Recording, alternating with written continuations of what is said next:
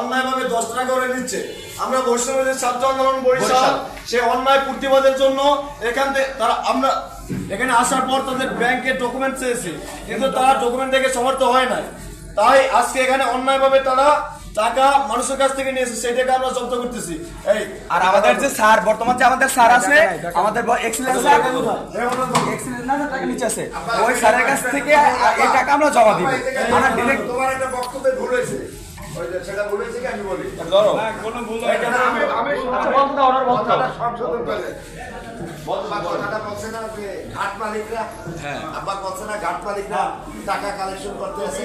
ও সবার এই দিক থেকে সবার উদ্দেশ্যে বলতেছি, মানে এখানে ঘাট মালিকরা করতেছে না, মেবি করতেছে না কি সরকার করতেছে। হ্যাঁ পারাবত আছে ম্যানেজার, পারাবত আছে ম্যানেজার, আমরা ওটা বলা যায় পারাবত আছে ম্যানেজার করতেছে। আমাদের দ্বারা এই আসছে যে এই কারণে আমরা এটা নাকি পারাবত আছে ম্যানেজার ঘাট মালিকের এখানে কোন নাই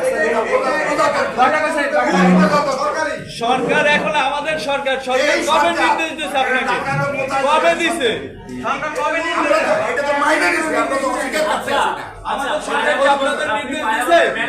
আপনি কিভাবে বলছেন যে এখান থেকে টাকা ব্যাংকে জমা দেওয়া হচ্ছে? আপনি বললেন যে ব্যাংকে জমা দেওয়া হচ্ছে। আমি বলছি আমার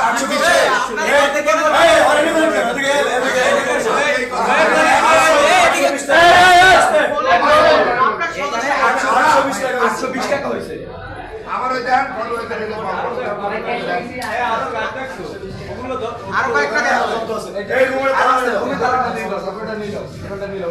এই টোকেনটা না স্যারের কাছে জমা দিতে হবে। টোকেন না ওইগুলো এই সোলা এদিকে হ্যাঁ আসো আসো আসো আসো আসো